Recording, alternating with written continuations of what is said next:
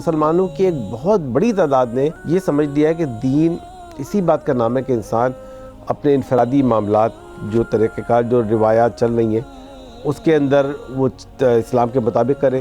تو لوگ شادی بیاہ اس طرح کی تقریبات اسلام کے مطابق کرتے ہیں، لیکن جو 5 وقت کی نماز فرض ہوئی ہے وہ معراج کے وقت فرض ہوئی ہے. معراج سے پہلے مسلمانوں پہ کوئی نماز بھی فرض نہیں تھی. روزہ فرض ہونے سے پہلے بھی لوگ روزے رکھتے تھے نا بھائی. مسلمانوں میں کیا، مشرکین میں اللہ تعالیٰ فرماتے تمام لوگ رکھتے تھے روزے. تو روزہ تو تھا لیکن مسلمانوں پہ روزہ فرض نہیں تھا. مسلمانوں پہ روزہ 2 ہجری میں فرض ہوا ہے، پورے مہینے کا جو روزہ فرض ہوا ہے. یعنی یہ نہیں ہو سکتا کہ ایک بندہ رمضان کے اندر نفلی عمرہ کرنے چلا جائے اور اس کے اوپر قرضہ ہو. ہمارے معاشرے میں ایسے لوگ ہیں جنہوں نے قرضے لیے ہوئے، نادہندہ ہیں، اور قرضے واپس نہیں کرتے لیکن لوگوں کو لے کے عمرے کرنے چلے جاتے ہیں، نفلی اپنے گھر والوں کو لے کے عمرے کرنے چلے جاتے ہیں. تو یہ رویہ دین کی ترجیحات کے خلاف ہے. بالکل کہ دین کی ترجیح یہ نہیں ہے کہ آپ قرضہ نہ ادا کریں اور نفلی عمرے کریں. یہ جو ترجیحات میں جو تبدیلی ہے یہ ہمارے دین کا اس وقت ایک بہت بڑا ایشو ہے، اس لیے کہ لوگ دین کے کچھ نہ کچھ حصے پہ ضرور عمل کرتے ہیں. بسم اللہ الرحمن الرحیم. السلام علیکم ناظرین. دین میں ترجیحات کے عنوان سے ہماری سیریز جاری ہے. اسی موضوع کو ہم کنٹینیو کر رہے ہیں. ہمارے ساتھ تشریف رکھتے ہیں ڈاکٹر محمد واسع صاحب. ڈاکٹر صاحب، ہم اس کو فہم دین کا ناقص ہونا کہہ سکتے ہیں؟ انسان اگر عمرہ کرنے بھی جا رہا ہے تو وہ اس کی اللہ سے محبت ہی ہے نا، وہ ہے، وہ اس کا فہم اتنا ہی ہے. پارٹلی یہ ہے اور پارٹلی یہ ہے کہ اس کو دین کا پورا علم نہیں ہے. یعنی فہم دین کا ایک حصہ یہ بھی ہے کہ اس کو دین کا علم نہیں ہے. لوگوں کے پاس دین کا علم جو ہے نا وہ بٹس اینڈ پیسز کے اندر ہے، چھوٹے چھوٹے ٹکڑوں میں.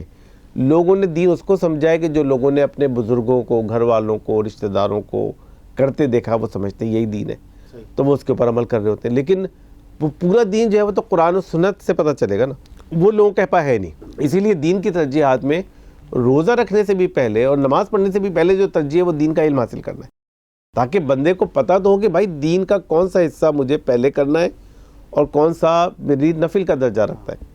اگر یہ علم نہیں ہوگا تو کیا ہوگا کہ لوگ دین کے بعض حصوں پہ تو عمل کریں گے جو ظاہر ہے دین کا حصہ وہ، لیکن وہ اس کی ترجیح چینج ہو جائے گی. جو چیز فرض کی ادائیگی ہے وہ بندہ نہ کرے اور نفل کام کرتا رہے تو وہ اس کا مقصد ہی حاصل نہیں ہوگا. جیسے قرآن کو سمجھ کے پڑھنا ایک فرض عبادت ہے، بغیر سمجھے پڑھنا نفلی عبادت ہے. اب بندہ بغیر سمجھے تو 10 قرآن ختم کر لے تو اس کا اجر تو ہے اس کا، لیکن وہ جو فرضیت ہے وہ تو یہ ہے کہ بندہ قرآن کو سمجھ کے پڑھے.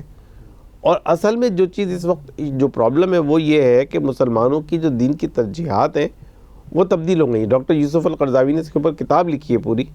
انہوں نے لکھا ہے کہ مسلمانوں نے فرائض کو چھوڑ دیا اور نفل کو اپنا لیا، اور فرائض میں سے بھی جو اصل فریضہ چھوڑ دیا ہے وہ شہادت حق اور اقامت دین کا. اس فریضے کو اپنا لیا کہ چلو بھائی نماز پڑھ لے بندہ، روزہ رکھ لے، حج کر لے، عمرے کر لے، ولیمہ کر لے، عقیقہ کر لے. یہ ساری کی ساری جو ساری دینی چیزیں ظاہر ہے اور سب سنت سے ثابت ہے، تو یہ ساری کی ساری چیزیں لوگ کر لیں. لیکن جو دین کی اصل بنیاد اور اصل ترجیح ہے وہ یہ کہ دین کو ایز اے نظام اپنی پوری زندگی کے اندر نافذ اور قائم کیا جائے، اور وہ دین صرف ہماری عبادات تک محدود نہ ہو بلکہ ہمارے معاملات تک ہو، ہمارے کاروبار تک ہو، ہمارا میڈیا، ہماری سیاست، ہماری معیشت، ہمارا قانون سب اس دین کے دائرے کے اندر آ جائے. تو وہ چیز جو ہے وہ اس وقت مسلمانوں کی ترجیح میں ہی نہیں شامل ہے. ڈاکٹر صاحب، اگر میں اس سوال کو یوں کروں کہ یہ سلسلہ کبھی تو صحیح ہوگا نا، یہ ٹوٹا کہاں سے یہ سلسلہ؟ یہ خلافت راشدہ تک تو یہی نظام تھا. اس کی وجہ میں یہ تھوڑا سا اور ایلیبریٹ ہوں. جیسے آپ نے کہا نا کہ دین کا جو فہم ہے لوگوں کو ملا اپنے بزرگوں سے، ان سے تو دین کی جو منتقلی ظاہر سی بات ہے، بزرگ اس کے بزرگ اس کے بزرگ اس کے بزرگ، تو وہ پیچھے ہی جا رہا ہے معاملہ. تو کس بزرگ سے جا کے یا کہیں جا کے ٹوٹا تو پھر وہ یہ بدلا یا کچھ اور؟ نہیں، یہ ایک بہت سلو پروسیس کا نتیجہ ظاہر. دیکھیں دین مکمل حالت میں قائم تھا خلافت راشدہ تک. وہ لوگوں کو شعور بھی تھا، فہم بھی تھا، سب کچھ تھا، کیونکہ رسول اللہ صلی اللہ علیہ اور وسلم حضور کے ساتھ دور تھا، صحابہ تھے. لیکن اس کے بعد جب یہ خلافت سے ملوکیت شفٹ ہوئی اور نظام خلافت کے بعد پھر بادشاہت کا نظام شروع ہو گیا، تو وہاں سے پھر دین اور دنیا تھوڑے الگ الگ ہو گئے.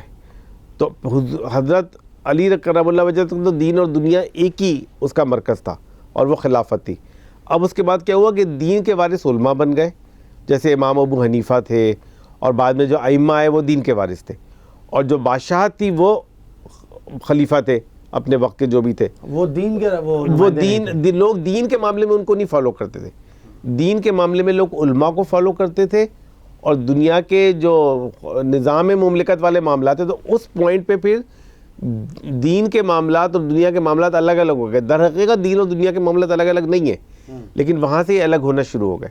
اور اس کے بعد ایک صدیوں کے پروسیس کے نتیجے میں چونکہ خلافت اس کے بعد ریوائیو ہی نہیں ہوئی کبھی بھی, شاید کچھ تھوڑا عرصہ تھا حضرت عمر بن عبدالعزیز کا, اس کے علاوہ تو اس کے نتیجے میں پھر یہ ہوا کہ یہ کنسیپٹ ان مسلمانوں میں آتا چلا گیا کہ بھئی دین کا حکمرانی سے اور نظام سلطنت سے اور مملکت سے کوئی تعلق نہیں ہے.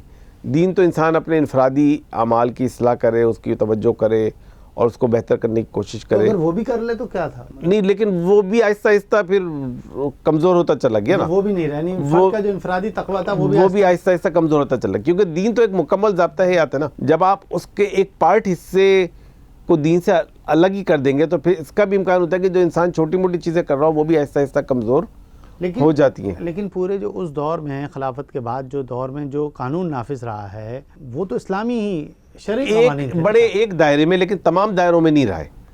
جیسے تمام دائروں میں ایک بڑا دائرہ تو اسلام میں شریعت کا قانون تو یہ خلافت کا کہ جو بیت المال ہوگا وہ خلیفہ و بادشاہ کی ملکیت نہیں ہوگا, وہ تو عوام کی ملکیت ہوگا.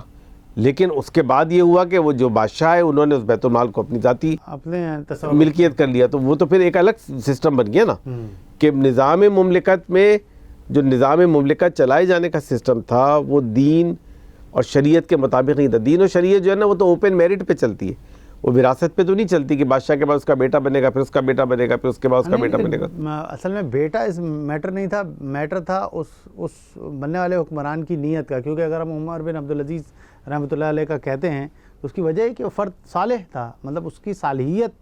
اگر وہی تو اسلام میں حکمران بننے کی جو بنیاد ہے نا وہ اس کی صالحیت ہے, تقوی ہے, اس کی صلاحیت ہے. لیکن اگر کوئی وراثت کی بنیاد پہ حکمرانی چل رہی ہے تو وہ شریعت کی روح کے خلاف ہے اور شریعت کے مزاج کے خلاف ہے. اب یہ سسٹم جو چینج ہوا تو اس کے بعد کیا ہوا کہ نظام حکومت الگ ہو گیا اور جو بقیہ دین کی چیزیں تھیں وہ الگ ہو گئی. ٹھیک ہے, اس کی بنیاد پہ ہاں, تو اب اس کے بعد وہ دوئی ابھی تک چلی جا رہی ہے. اور اب اس کے بعد ہوا یہ ہے کہ پھر انگریز کا نظام آ گیا. جب غلامی آئی یہاں پہ تو مسلمانوں نے پھر یہی سمجھ لیا کہ اب دین ہمارے لیے بس اتنا ہی ہے کہ ہم نماز پڑھیں, روزہ رکھیں, زکوٰۃ دیں اور حج کریں, اور بقیہ دنیا کے معاملات کا تو اسلام سے تعلق نہیں ہے کیونکہ وہ تو انگریز چلا رہا تھا اور انگریز کا قانون پورے کا پورا چل رہا تھا. تو وہ پھر ہم نے اس کو ایکسیپٹ کر لیا ایز اے قوم کے شاید دنیا دین اسی کا نام ہے کہ بس ہم یہ اپنے انفرادی معاملات کرتے رہیں, اور اجتماعی معاملات میں بھی وہ معاملات کے جس پہ انگریز کو کوئی پرابلم نہیں تھی. تو جیسے نکاح ہو رہا ہے, طلاق ہو رہی ہے, ولیمے ہو رہے ہیں, اور جو اس طرح کی تقریبات ہیں وہ ساری ہو رہی ہیں. لیکن جو آپ کا تعلیم کا نظام تھا, آپ کا جو قانون کا نظام تھا, جو آپ کا معاشی نظام تھا, جو فوجداری نظام تھا, وہ سارے کا سارا وہ انگریز کے قانون کے مطابق چلتا رہا. وہ تو بالکل ہی الگ تھا. اور تو وہ مسلمان انہوں نے اس کو ایکسیپٹ کر لیا اور مسلمان اس نظام کے تحت صدیاں گزر گئیں. وہ سسٹم ابھی بھی چل رہا ہے.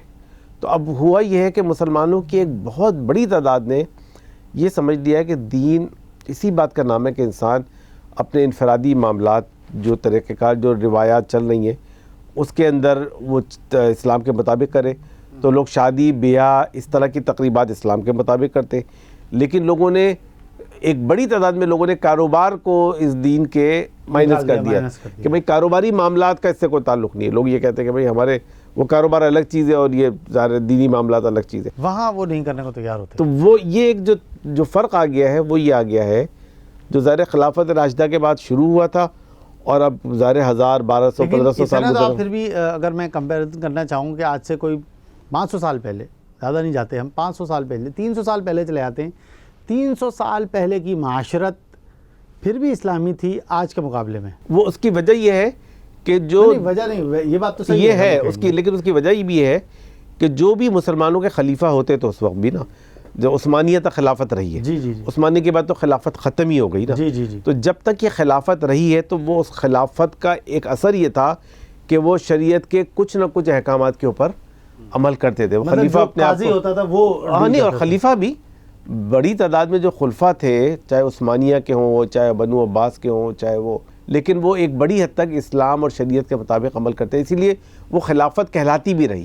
صرف اگر ہم یہ کہہ لیں بھائی وہ ان کا بیت المال سے تصرف کا معاملہ تھا جس نے معاشرت میں تھوڑا سا اثر ڈالا, اور وہ ظاہر سی بات ہے نہیں، دوسرا جو سب سے بڑا مسئلہ تھا وہ جو دین کی روح کے خلاف ہے وہ تو وراثت والا نظام تھا نا، لیکن کہ بادشاہ کے بعد ملک کا وارث جو ہے، اگر یہ بیٹا بننے کا وہ ہے تو ہم پیغمبروں میں بھی حضرت داؤد علیہ السلام کے بیٹے ان کو نبوت ملی. نہیں ایک حد تک بیٹوں میں جا سکتی ایک حد تک تو یہ بات صحیح ہے بھائی، ایک نسل ہو جائے، چلو 2 نسل ہو جائے، لیکن 20 نسلیں ایسی گزر جائیں، 15 نسل، اگلا ہوتا تھا نا کوئی اور آ کے مار تو دیتا وہ تھا، پھر بن جاتا تھا. وہ سسٹم ہی بن گیا نا. پھر وہ تو تو قتل کر دیتا تھا. وہ آپ الگ خاندان کے، میں الگ کا ہوں، میں نے بغاوت کی، آپ کو مار دیا، آپ میرا خاندان چلے گا. نہیں، لیکن جیسے بنو عباس تو کئی سو سال رہے، وہ تو ایک ہی خاندان تھا نا. یا خلافت عثمانیہ ہے، خلافت عثمانیہ ہے، وہ تلوار کے زور پہ ہم دیکھتے ہیں، لیکن وہ 500-600 سال رہی ہے خلافت عثمانیہ. چونکہ خلافت تھی نا اور انہوں نے خلافت کے ٹائٹل کو رکھا ہوا تھا، اس لیے انہوں نے ایک بڑے دائرے میں، انہوں نے جو بہت موٹے موٹے دائرے تھے اس کے اندر انہوں نے اسلام اور شریعت کو انہوں نے جاری رکھا اپنے معاشرتی نظام کے طور پر، اور معاشرے کے اندر اسلام اور شریعت کا نظام ایک بہت بڑے دائرے میں جاری رہا، اسی لیے اس کو خلافت کہتے ہیں نا. لیکن اب جب عثمانیہ کا سلسلہ ختم ہو گیا نا خلافت کا، تو اس کے بعد تو دنیا سے خلافت کا چیپٹر ہی کلوز ہو گیا. ہمارے لیے اصل جو گڑبڑ شروع ہوئی وہ استعمار سمجھ لیں، اس کے بعد چیزیں اور ورس ہوتی چلی گئی، یعنی خلافت کے دور میں بھی چیزیں اوور پیریڈ آف ٹائم ورس ہوتی چلی جا رہی تھی. مسلمان حکمران تھا، تھوڑا رکھتا تھا، اور وہ بھی آہستہ آہستہ ان کے بھی وہ بھی کمزور ہوتے چلے گئے نا، کیونکہ وہ ان کو بھی کمزور استعمار کر رہا تھا. ہاں، خود نہیں ہو وہ بہرحال دونوں تھی، انتر سے بھی کمزور ہو رہے تو استعمار بھی کمزور کر رہا تھا، لیکن دونوں مسئلے تھے ان کے. لیکن جب اس کے بعد وہ بھی ختم ہو گئی بالکل، تو اس کے بعد تو ساری دنیا کے مسلمان جو ہے وہ غلامی کے اندر آ گئے. یعنی مسلمانوں کے پاس کوئی ان معنوں میں مسلمان آزاد رہے نہیں دنیا کے اندر. یعنی ایون عرب کے مسلمان بھی، بر صغیر کے مسلمان بھی، اور جو دنیا کے اندر جہاں جہاں مسلمان آباد تھے وہ سب ایک نوبادیاتی نظام کے اندر غلامی کے اندر آ گئے. تو پھر اس غلامی کے اثرات کے اندر آ کے وہ دین کا جو فہم و تصور ہے وہ بالکل مسخ ہو گیا، کیونکہ ان پر کچھ اور مسلط ہو گیا تھا نا. جب تک مسلط اور انہوں نے اس کو قبول بھی کر لیا. ہاں، بات یہ ہوئی کہ انہوں نے یا تو قبول نہ کرتے، اس کے خلاف مزاحمت کرتے، جد و جہد کرتے، اس کے خلاف کچھ کوشش جاری رہتی، تو پھر وہ چیز کنٹینیو رہتی. اب جیسے اس وقت دنیا کے اندر اقامت دین کی جو تحریکات چل رہی ہیں یا خلافت کے حیہ کی، وہ جو تھوڑی بہت ہے، لیکن وہ اگرچہ بہت محدود ہے، لیکن ان کا ایک امپیکٹ ہے کہ کم سے کم ایک دنیا کے اندر یہ بات لوگ سمجھ رہے ہیں کہ دنیا کے اندر کچھ لوگ ایسے ہیں کہ جو سمجھتے ہیں کہ اسلام ایک مکمل ضابطہ حیات ہے. اور ظاہر اس میں سب سے بڑا کارنامہ مولانا مودودی رحمۃ اللہ علیہ کے، جنہوں نے اس پورے تصور دین کو انہوں نے ریوائیو کر دیا ہے، تجدید کر دی اس کی، کہ انہوں نے مسلمانوں کو باور کرایا کہ دین صرف نماز روزے کا نام نہیں ہے، بلکہ دین ایک مکمل ضابطہ حیات ہے. اور اسلام اس بات کا حقدار ہے کہ دنیا کے اندر حکمرانی اسلام کی ہونی چاہیے، کیونکہ زمین اللہ کی ہے. تو یہ جو کانسیپٹ ہے یہ سمجھ لیں ریوائیو ہوا ہے اس صدی کے اندر مولانا مودودی اور حسن البنا اور اس طرح کے ان کے ذریعے سے. ورنہ اس سے پہلے تو یہ کنسیپٹ بھی بالکل نہ ہونے کے برابر تھا. وہ انڈیا کا جو بھی نظام چل رہا ہے اس وقت، چاہے وہ ہندوتوا کا نظام ہو، چاہے وہ سیکولر نظام ہو، لیکن انہوں نے اس کو قبول کر لیا. اس نظام کے اندر ہی وہ کوشش کریں کہ کسی نہ کسی طرح سروائیو کریں. سید احمد شہید کے بعد تو میرے خیال ہے بالکل ہی سمجھ لیں مسلمانوں نے کہا کہ اب ان کا ہم کچھ ہو ہی نہیں سکتا نا. تو پھر مسلمانوں نے ان کی فکر اور ان کے نظریے اور ان کی جو بادشاہت تھی اس کو قبول کر لیا، اس کو امبریس کیا بیسیکلی مسلمانوں نے. 50 سال بیچ میں ایسے گزر گئے کہ جب مسلمانوں نے انگریز کے نظام کو ہی اپنا سایہ سمجھا اور سمجھا کہ انگریز کا یہاں پہ آنا ہمارے لیے بہت بڑی بلیسنگ ہے اور رحمت ہے. تو چونکہ یہ پاکستان کے عوام کی ایک دین کے ساتھ محبت ہے کہ جو بہرحال ایک بہت بڑی حقیقت ہے، اس کو مختلف سیاستدان یا حکمران جو بھی آتے ہیں وہ اپنی مرضی کے مطابق استعمال کرنے کی کوشش کرتے ہیں. لوگ غریبوں کی خدمت کر رہے ہیں، ہسپتال بنا رہے ہیں، مدرسے چلا رہے ہیں، ایک بہت بڑا خدمت خلق کا کام ہے نا، لوگ کر رہے ہیں. ظاہر ہے اربوں روپے لوگ اس کے اندر ڈونیشن کرتے ہیں زکوٰۃ کی صورت میں، صدقات کی صورت میں. تو یہ لوگ سمجھتے ہیں کہ چلو یہ ہمارے دین کی ایک رسپانسبلٹی ہے جو ہمارے اوپر جو ہمیں کرنی چاہیے.